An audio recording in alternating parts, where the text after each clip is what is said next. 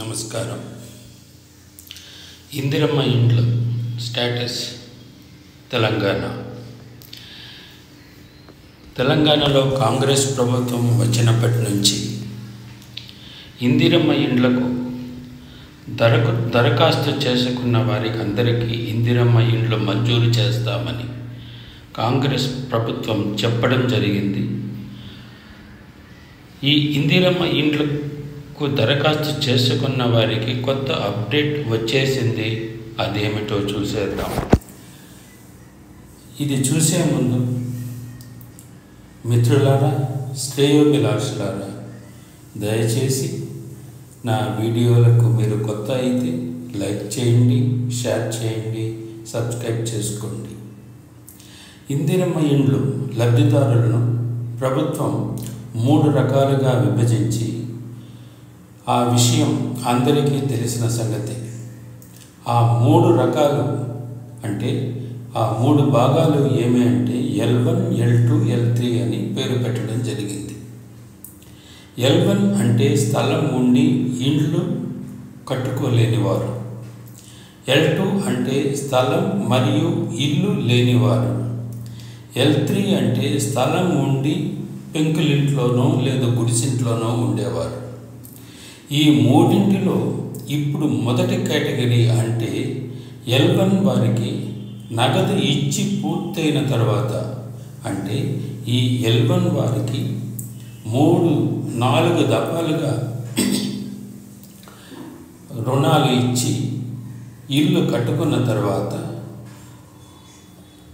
ఆ మొదటి కేటగిరీ పూర్తయిన తర్వాత రెండవ కేటగిరీ అంటే L2ను పరిశీలించి అర్హులైన వారికి ఇండ్లు మంజూరు చేయడం జరుగుతుంది. కాకపోతే స్థలం తక్కువగా ఉన్న కారణంగానూ ప్రభుత్వం వద్ద ఖజానా ఖాళీగా ఉన్నందున మునుపటి కేసీఆర్ హయాంలో కట్టిన డబుల్ బెడ్రూమ్ ఇళ్లలో కేటాయింపు చేద్దాం అని ముఖ్యమంత్రికి కొందరు మంత్రులు సూచించడం జరిగింది.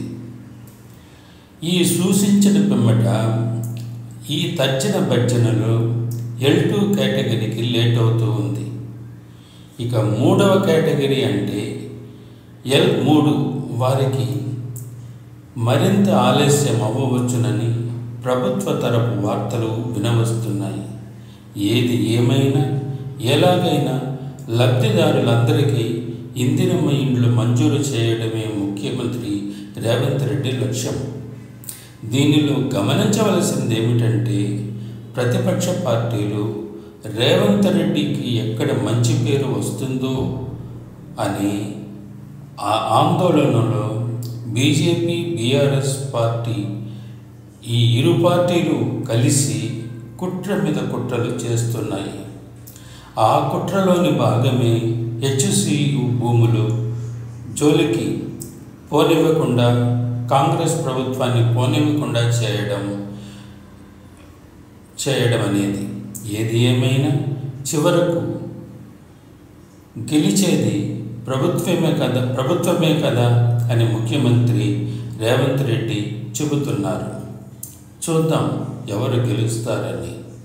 అదేవిధంగా ఈ ప్రభుత్వ భూములన్నిటినూ స్వాధీనం చేసుకోవాలని కాంగ్రెస్ ప్రభుత్వం